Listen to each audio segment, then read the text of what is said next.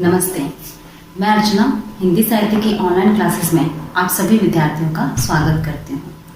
हमारी इस क्लास के पिछले प्रकरण में हमने काव्य गुणों के बारे में पढ़ा था और आज का हमारा प्रकरण है काव्य दोष। आज हम काव्य दोषों पर चर्चा करेंगे। महाकवि तुलसीदास जी ने कहा था कि विश्व गुण दोषमय, अर्थात सृष्टि की रचना करते समय अगर उसमें कुछ गुण मौजूद हैं तो दोष भी मौजूद हैं। उसी प्रकार से काव्य में अगर गुण हैं तो काव्य के अंदर दोष भी मौजूद है।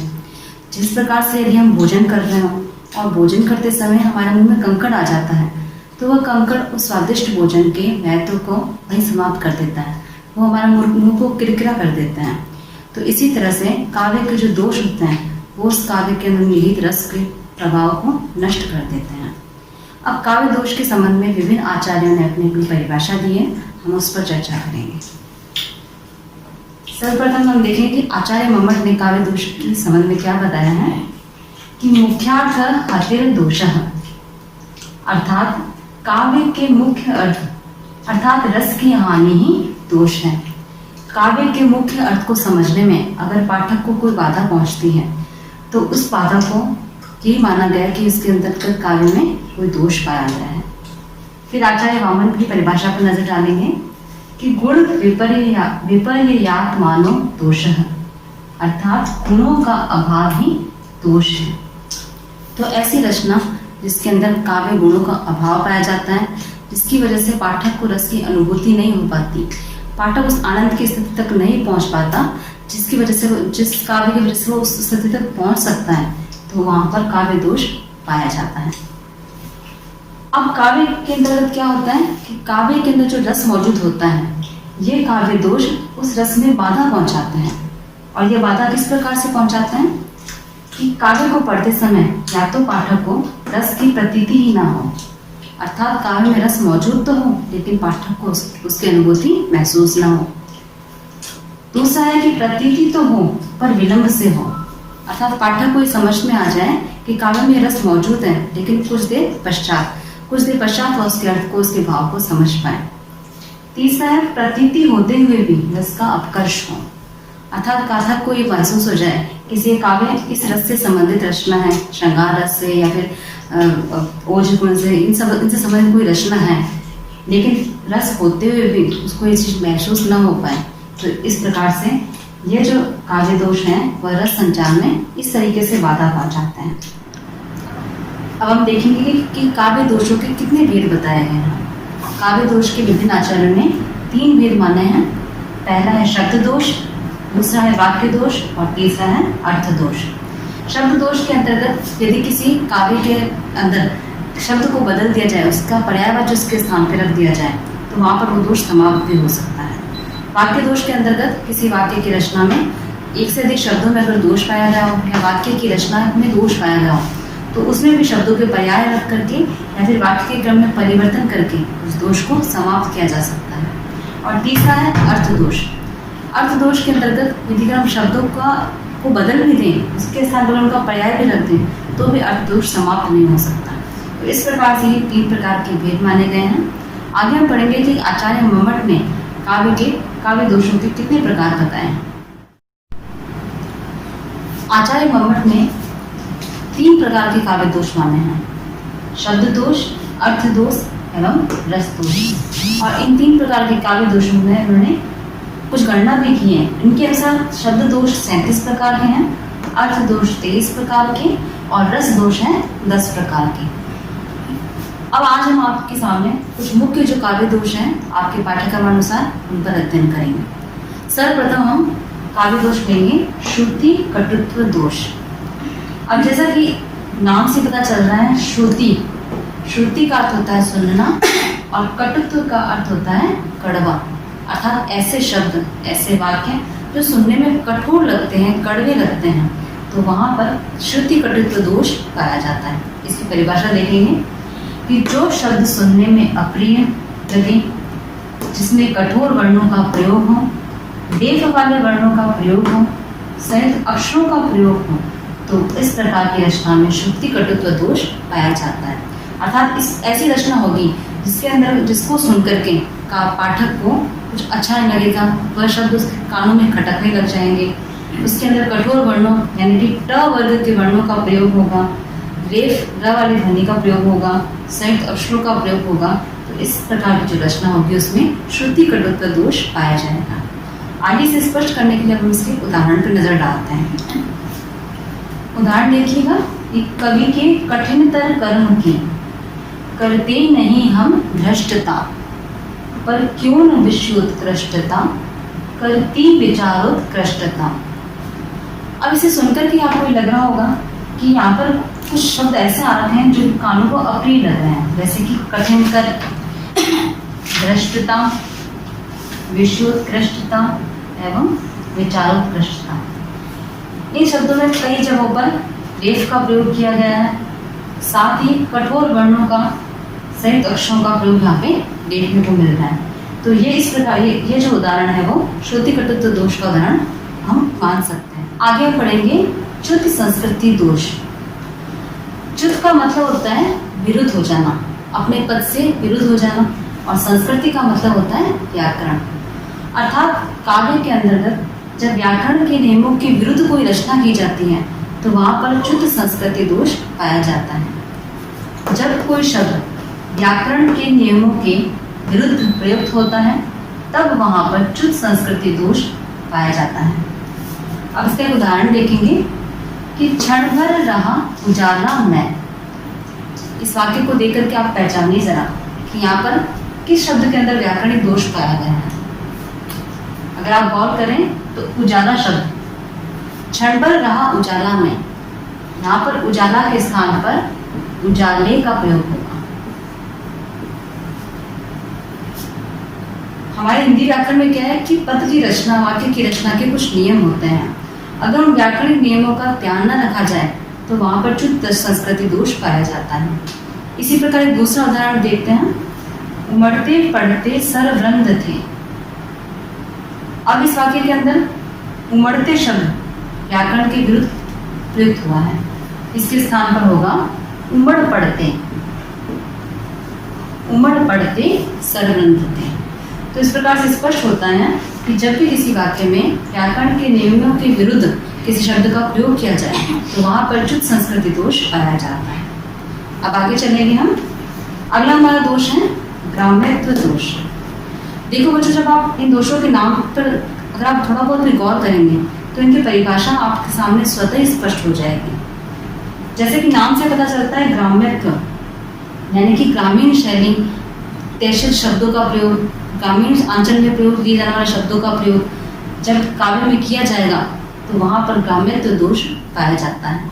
इसकी परिभाषा देखेंगे कि जब शिष्ट समाज में प्रयुक्त न होने वाले असंस्कृति सूचक या गंवारू शब्दों का प्रयोग किया जाए जिससे वाक्य का भाव गंवारू हो जाए तो वहां ग्राम्यत्व दोष पाया जाता है।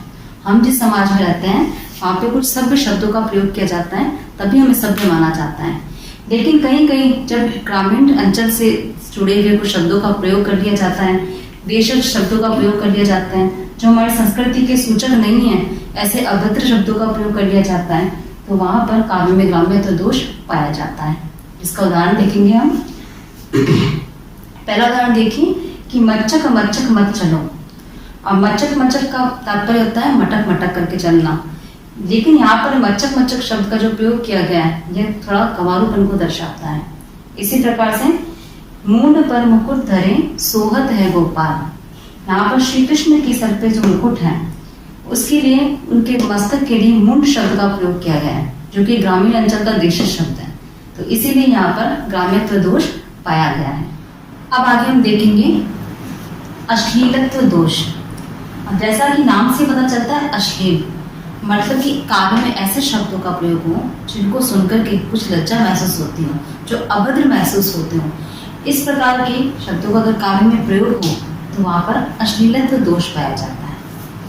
कि जहाँ काव्य में अश्लील शब्दों का प्रयोग हो अथवा घृणास्पद, अमंगल सूचक या लज्जाजनक शब्दों का प्रयोग हो तो ऐसे स्थान पर अश्लीलत्व दोष पाया जाता है।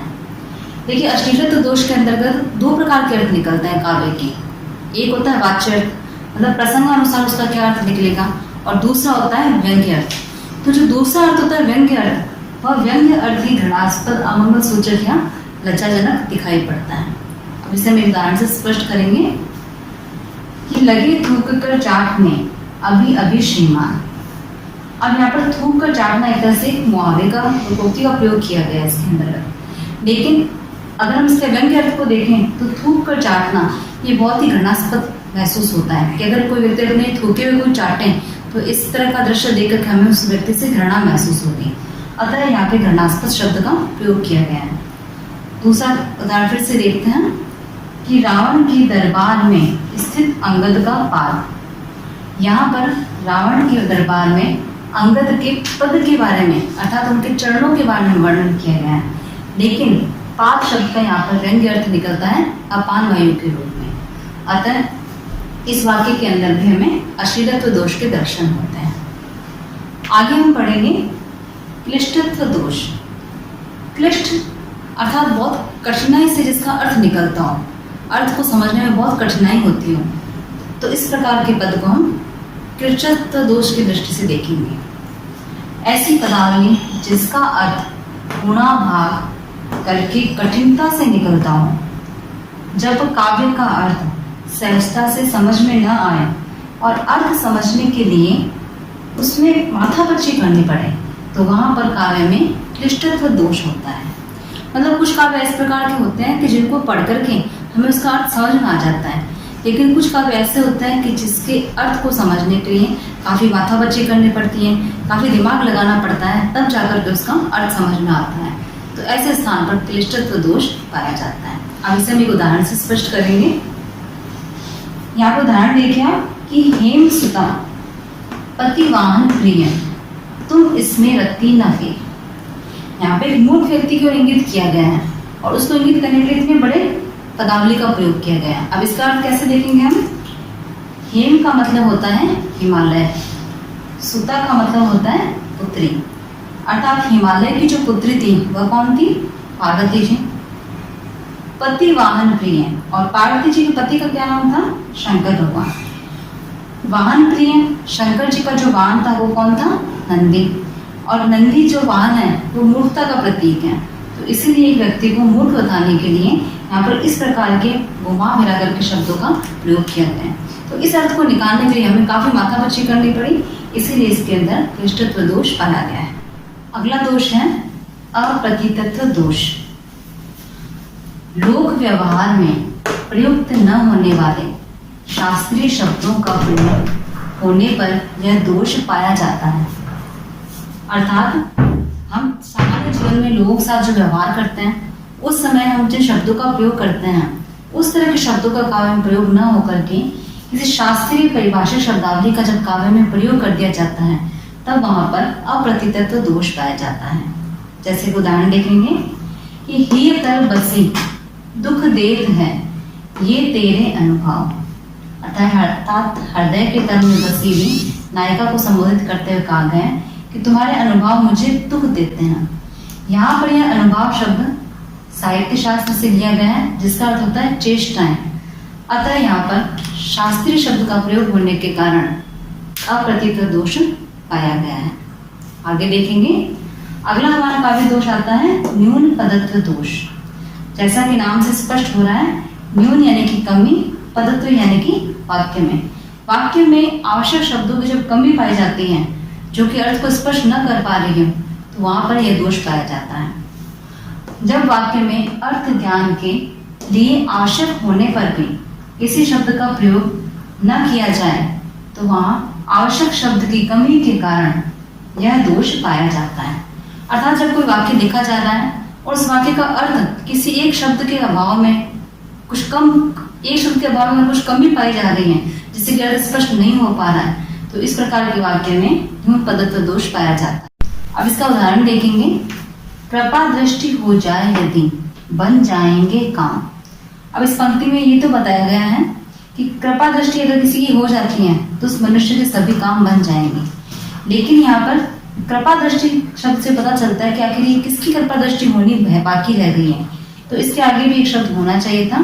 तो इस शब्द के अर्थ को समझाने के लिए जब वहां पे जो कमी पाई गई है, इसी वजह से इसमें न्यून पदत्व दोष पाया गया है। अब आगे चलेंगे। अगला काव्य दोष है अधिक पदत्व दोष। पिछला हमने देखा था न्यून पदत्व दोष, और अब है यह भी उसके बिल्कुल विपरीत है, अधिक पदत्व दोष। उस काव्य दोष के अंदर शब्दों की कमी पाई गई थी, जबकि यहाँ पर शब्द का निरर्थक अधिक प्रयोग किया जा रहा है, इसलिए इसका नाम अधिक पदत्व दोष है। जब वाक्य में आवश्यकता से अधिक शब्दों का निरर्थक प्रयोग किया जाए तब वहां पर अधिक पदत्व दोष पाया जाता है। अर्थात वाक्य के अंदर किसी शब्द का अर्थ स्पष्ट हो रहा हो, लेकिन फिर भी उसी शब्द का पर्यायवाची रख दिया जाए या फिर उसी का अर्थ रखने वाला कोई अन्य शब्द रख दिया जाए तो वहां पर अधिक पदत्व दोष पाया जाता है। उदाहरण में हम देखेंगे कि पुष्प पराग में रंगकर भ्रमर गुजरता है। यहाँ पर पुष्प और पराग दोनों शब्दों का एक समान अर्थ है, लेकिन फिर भी दोनों का प्रयोग होने की वजह से, पुष्प की अधिकता होने की वजह से इस स्थान पर अधिक पदत्व दोष पाया गया है। आगे चलेंगे हम। अगला दोष है अक्रमत्व दोष। जैसा कि नाम से पता चलता है कि अक्रमत्व, जहां पर क्रम के अंदर दोष पाया गया हो। जब वाक्य में शब्द का क्रम वाक्य रचना की दृष्टि से दूषित या अनुचित हो तो वहां पर अक्रमत्व दोष पाया जाता है। अर्थात वाक्य के अंतर्गत शब्द का क्रम जिस स्थान पर होना चाहिए वह उस स्थान पर न होकर के किसी गलत जगह पर हो गया हो तो वहां पर अक्रमत्व दोष पाया जाएगा। जैसे कि वाक्य रचना के कुछ नियम होते हैं, तो नियमों के अनुसार शब्दों को रखा जाता है, तो उन नियमों का पालन न किया गया हो और शब्द के क्रम को आगे पीछे कर दिया गया हो तो वहां पर अक्रमत्व दोष पाया जाएगा। आगे उदाहरण देखेंगे। थे मानवता से भाई दोनों हीन हुए। अब इस वाक्य को देख करके हमें स्पष्ट होता है कि यहाँ पर भाई शब्द से पहले दोनों आना चाहिए था, लेकिन यह इसके पश्चात आया है, तो यहाँ शब्दों के क्रम में दूषित भाव पाया गया है, इसीलिए यहाँ पर अक्रमत्व दोष देखने को मिलता है। अब आगे चलेंगे हम। अगला काव्य दोष है दुष्क्रमत्व दोष। अक्रमत्व दोष के अंतर्गत हमने देखा था कि शब्द का क्रम अगर आगे पीछे हो जाए तो वहां पर यह दोष पाया जाता है, लेकिन दुष्क्रमत्व दोष में हम देखेंगे कि संसार में, लोक में, शास्त्र में कौन सी बात है जो चलती आ रही है और उस बात के विरुद्ध बात अगर काव्य में कर दी जाए तो वहां पर दुष्क्रमत्व दोष पाया जाता है। परिभाषा देखेंगे इसकी। जहां शास्त्र और लोक के विरुद्ध क्रम होता है, अर्थात लोक या शास्त्र के विपरीत कोई वर्णन हो तो वहां पर दुष्क्रमत्व दोष पाया जाता है। इसको हम एक उदाहरण के द्वारा स्पष्ट करेंगे कि एक भिक्षुक था जो किसी राजा के दरबार में आया था और जब उसे मांगने को कहा गया तो उसने कहा कि राजन देहु तुरंग मुहि अथवा देहु मतम। अर्थात लोक शास्त्र में क्या प्रचलित है कि अगर हमें किसी से मांगने का कुछ मौका मिले तो हम सबसे पहले कीमती मूल्यवान वस्तु मांगते हैं, और अगर वह उस वस्तु को देने में समर्थ ना हो तो हम उससे कम कीमत की, कम मूल्य की वस्तु मांगते हैं। किंतु यहाँ पर लोक शास्त्र की विरुद्ध बात कर दी गई है। तुरंग का अर्थ है घोड़ा और मतंग का अर्थ है हाथी। यहाँ पर जब उसे मांगने का मौका मिला भिक्षुक को तो उसने राजा से कहा कि राजन, या तो आप मुझे घोड़ा दे दीजिए, और अगर आप में घोड़ा देने की सामर्थ्य नहीं है तो फिर आप मुझे हाथी दे दीजिए। तो इस प्रकार से यहाँ पर लोक शास्त्र की विरुद्ध बात की गई है, इसीलिए यहाँ पर दुष्क्रमत्व दोष पाया गया है। आगे देखेंगे हम अगला पुनरुक्ति दोष। जैसा कि नाम से स्पष्ट होता है कि किसी शब्द की जब वापस से पुनः इसका प्रयोग किया जाए, अर्थ स्पष्ट होने के बावजूद भी किसी शब्द का अगर पुनः प्रयोग कर दिया जाए तो वहां पर पुनरुक्ति दोष पाया जाता है। जहां किसी शब्द से अर्थ की प्रतीति हो जाने पर भी उसी अर्थ वाले शब्द का दोबारा प्रयोग किया जाए तो वहां पर पुनरुक्ति नामक दोष पाया जाता है। इसे हम इस उदाहरण से समझेंगे कि सब कोई जानत तुम्हें सारे जगत जहां। यहाँ पे बात कही गई कि तुम्हें तो सभी लोग जानते हैं, इस संसार के जितने भी लोग हैं तुम्हें जानते हैं। तो यहाँ पर जगत और जहां दोनों का एक ही अर्थ है, लेकिन फिर भी इस तरह के शब्द का दोबारा प्रयोग कर दिया गया, इसीलिए यहाँ पर पुनरुक्ति दोष पाया गया है। इस प्रकार से ये जो प्रमुख काव्य दोष थे इनकी हमने आज चर्चा की है। आपके पाठ्यक्रमानुसार ये प्रमुख काव्य दोष माने गए हैं जिनका वर्णन काव्य शास्त्र के अंतर्गत पूछा जाता है। आशा करती हूँ आप आज की कक्षा से संतुष्ट हुए होंगे, काव्य दोष के तात्पर्य को आप अच्छे से समझ पाए होंगे। धन्यवाद।